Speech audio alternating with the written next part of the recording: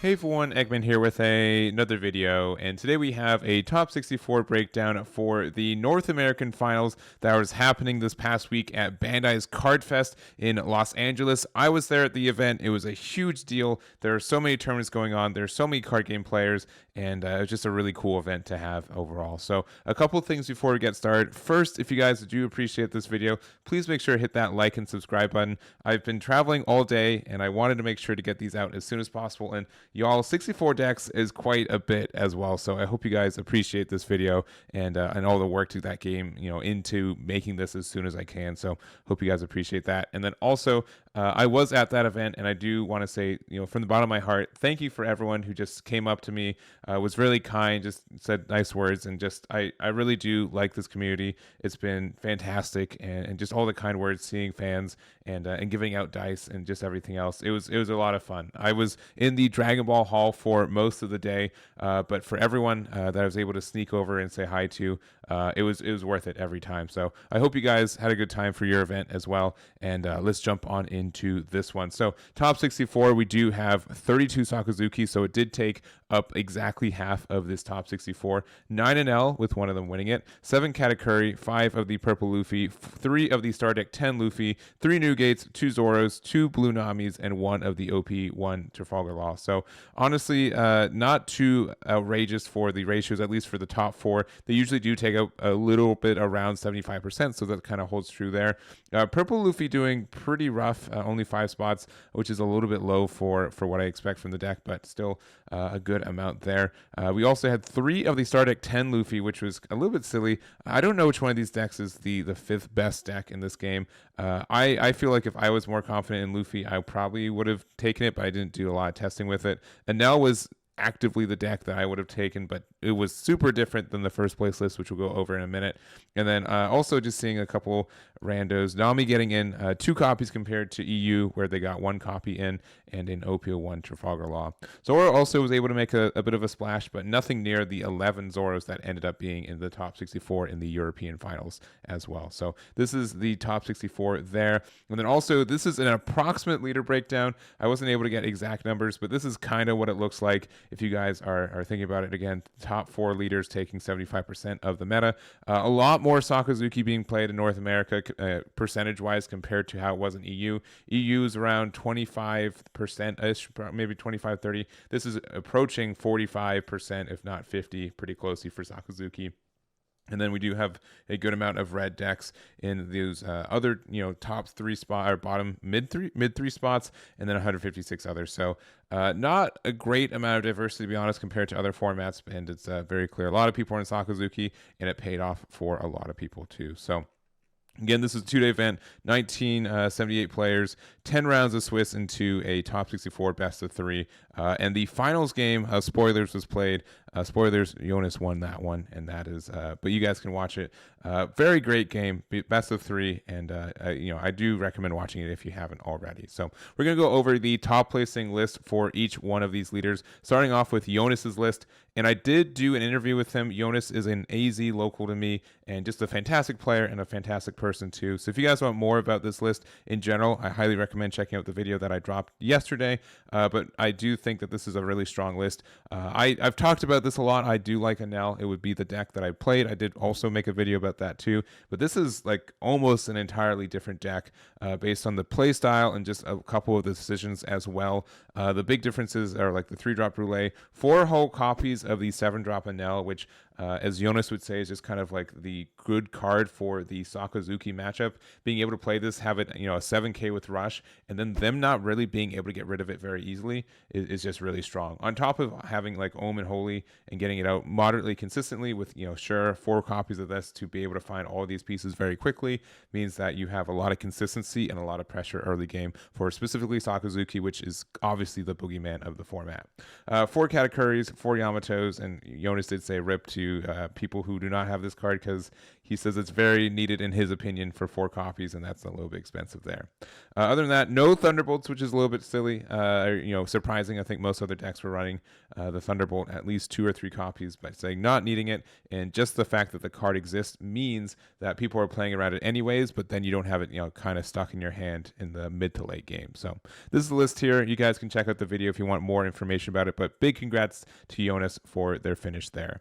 Next up, we have also another Enel list. So real quick, this is Jean's list for the Big Mom versions of it. This is the only Big Mom version of the Enel list that made the top 64. So I do know a couple people like this build a little bit more. I don't personally like it right now. I do probably need to test it out, but it's a really cool build, being able to get some additional advantage from pudding. That means you have stuff like brulees, you have some 2Ks, your Parasparrow Charlotte Cracker, as well as your 4-drop Charlotte Katakuri, which I think this card is fine for what it is. I do like it, and I think Purple Luffy is a good matchup for using this as well. 3 copies of 7-drop Lin, 3 copies of Charlotte Katakuri, and then 4 Yamatos. So a little bit more dependent on the Linlins and Katakuris. You are able to find this card on curve more often, which I think is the best time to play this card. But I personally think against stuff like Sakazuki, being able to just the Enel just has more pressure and can hit stuff on board if you need to, and I think that's better for those matchups. But sometimes 7-drop Big Mom on curve is just fantastic in its own right. So I don't have much more to say, but congratulations to Jean for their finish there. Next up, we have our Sakazuki. So this is our second place, and also going to be representing the North American region in Worlds in Japan later this year. But it's going to be Jackson Hoang with their list here. And honestly, a really standard list. I went through all 32 of these lists, and they are pretty much like 45 cards the same, more or less. So it's very clear what this deck looks like. A couple personal ratio changes for a couple people, including a 3rd copy of Kuzan, which I don't see as often. 1 copy of Kaido, which I think Kaido is getting a little bit less needed for these. We've seen success with a lot of people just kind of capping out at their highest cost card at the 7 cost Borsalino. And Kaido is good, but usually is good in a position where you are already winning. And I think, I don't know, I've been seeing more and more people get off this Kaido, which is good because I think it can be like a checkmate card against Enel at times. But it's just, it's clean, you're fast, you're lean, and you're able to get a lot of value still with the common cards that this deck gets to take advantage of. So I don't have much more to say. Congrats to Jackson for their finish. Shouts to also Jackson for shouting out Eggman events in his second place speech. I do appreciate that, and I'd love to see that too. So congratulations to Jackson for their second place finish. Next up, we have our third place finish. So this is Richard with Zoro, and they did end up playing it out. So this was a cemented third place too. Zoro's just still in a good spot. I'd also say that they're in the semi or the runner-up finals. We were playing against Richard Chen, which was playing the red purple Luffy, which we'll talk about in a second. But I do think Zoro has a really good time in that matchup. But Zoro's been, I think, kind of up and down a little bit these last couple of weeks. You are able to get a lot of value from just the amount of pressure you're able to put in. I do think it does really well against Purple Luffy, which I don't think was represented as much this event compared to others, but being able to just put that pressure and get the advantage for that. We have our 4 Rat Beans, 4 guard points, and 2 Jambes. So most of the builds are running Buggy, but they are running a leaner package of these event cards, which is kind of interesting to see. Buggy's going to hit not as often, but just the fact that you're able to use it to potentially get that boost. And it's a 1-drop for 3k attack power, so that's worth it in itself. Other than that, just kind of the standard stuff. Nico Robin's very good against getting rid of Rebecca. Marco obviously can do that as well. And just kind of focusing on some rush cards. So 4 Zoros, 3 Luffys, 1 of the 2-drop Sanji from the star deck that gets rushed with Dawn underneath it, and just kind of the rest of it from there. So kind of what we've been seeing, just a really lean and just fast, aggressive package. And if you're not kind of set up for that, I think you're in a bad spot. I also think Zoro has a really, really bad matchup against Enel, who obviously did very well this weekend. So that could also be a deterrent for keeping this out of the top 64 too. So this list here, and congratulations to Richard for their 3rd place finish. And then to wrap up the top 4, we do have Victor with their star deck 10, Monkey D. Luffy. And if again, I kind of said if I had a fifth favorite deck in this format, it would be Red Purple Luffy. I think he's really unique in what he does, and I just wasn't able to get kind of the secret ratio package to get the cards out and get like a really good clean matchup against a lot of decks. I also do think it has a bit of a rough matchup against Enel, specifically because you can use your 10-drop Luffy effect and get like the restart of turns. But with that, you also reset their Enel effect, which means they get another life, and you get to, unless you just hit them down to 0 before you take your next turn, you really can't beat them up, which kind of sucks. But I do like what this deck does. I think the 10 drop obviously makes a lot of sense for it. We have a lot of targets for our 1 drop Nami, including our Zoro, our Frankie, our 5/6 Luffy Queen. We also have like the kind of rare ad of the 6-drop King. This lets you get rid of a 4 or less. Usually people like to use Poly, at least myself, but being a 6/7 means that you're a little bit more aggressive with it. And the Dawn -1 isn't too big of a deal as long as you already got up to 8 or more, which is nice. 4 copies of Newgate, which is just a really great card when you're able to get to 9 Dawn very quickly.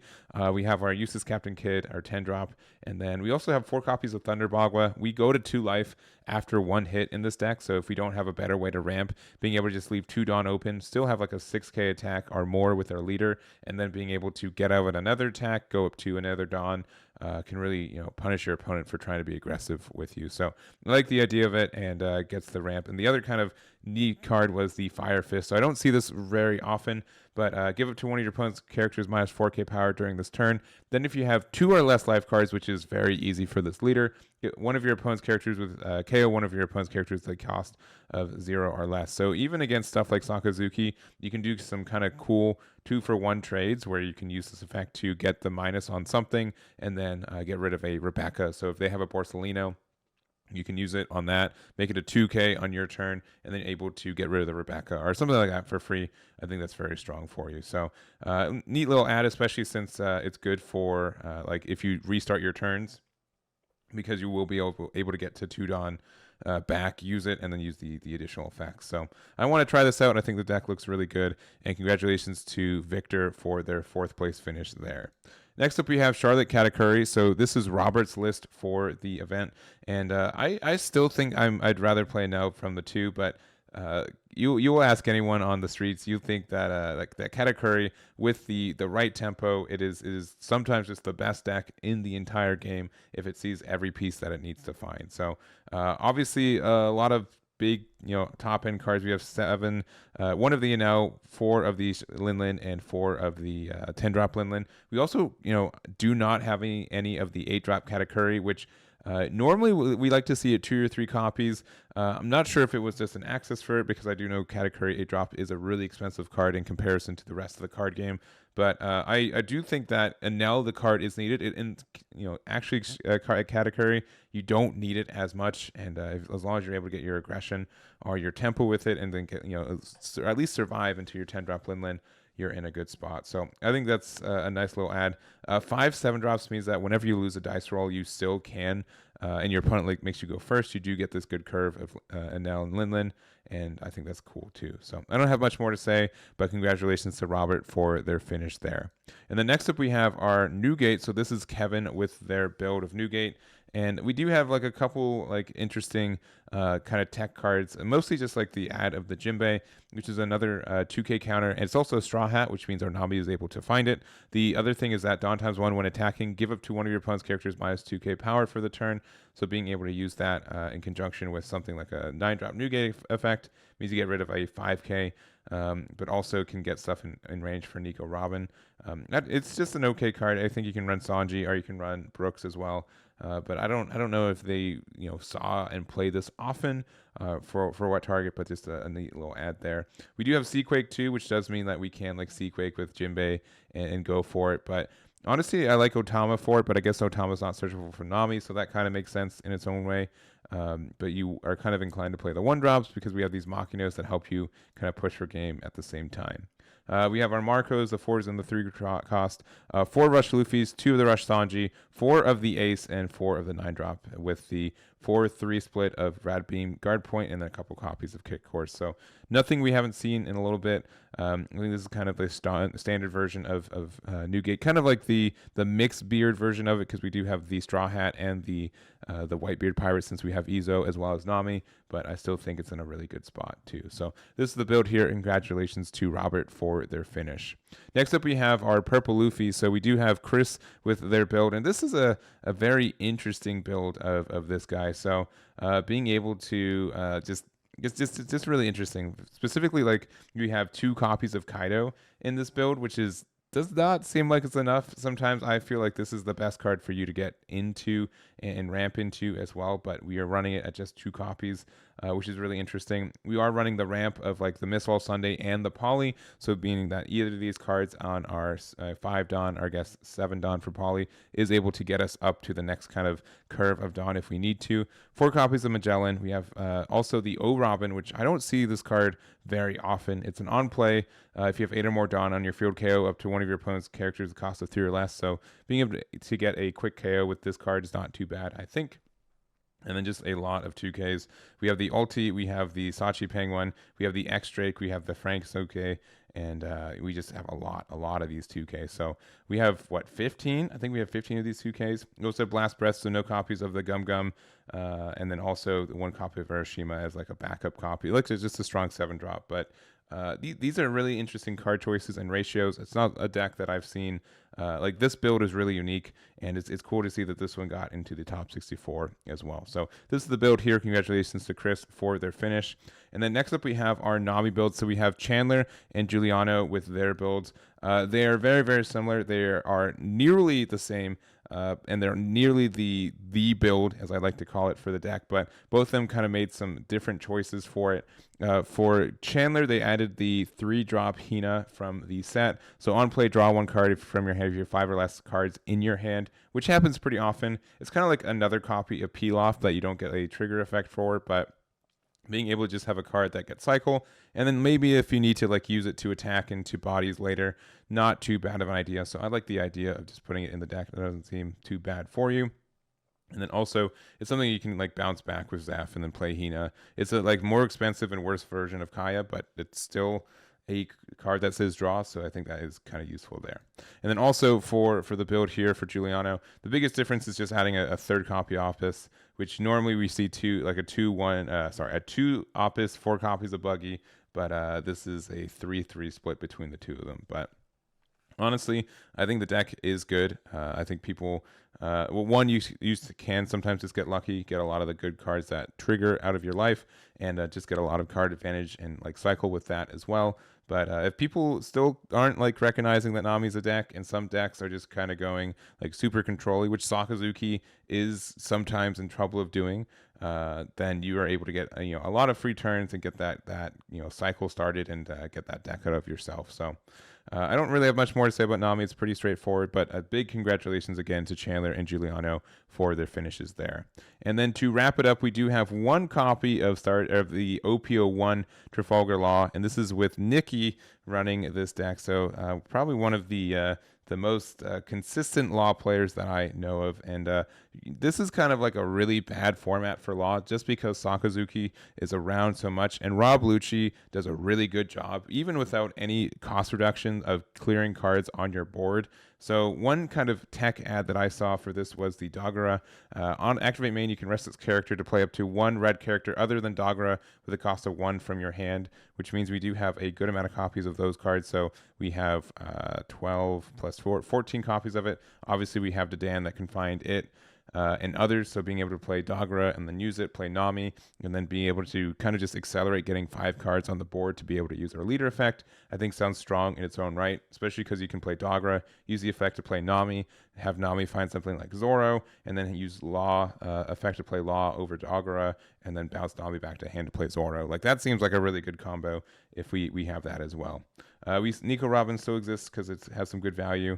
And 4 Zoros, which I don't always see 4. Usually I saw like 3 or 2 towards the end of the format. So the full 4 makes sense when, again, we want to be more aggressive and we know that we have Dagara for that additional thing. And we don't have any rad beams, no guard points, only 3 copies of Trafalgar Law, but also 3 copies of the Monkey.D.Luffy. So the only thing is that you got to be careful because there's not honestly a lot of green cards in this deck. We are running 4 Bonnie and 4 beige, but not like a 50-50 split of colors for this. Mostly a red side of this one, which is the standard, but not having additional copies to. I could see like once or twice you'd be really in danger of having only one color in your hand and not being able to really utilize your leader effect. But other than that, I think this is strong. I think Nikki is a really good law player, and just a big congrats for him getting into that top 64 with this list as well. But that's going to be it for me. That's going to be this breakdown for this event.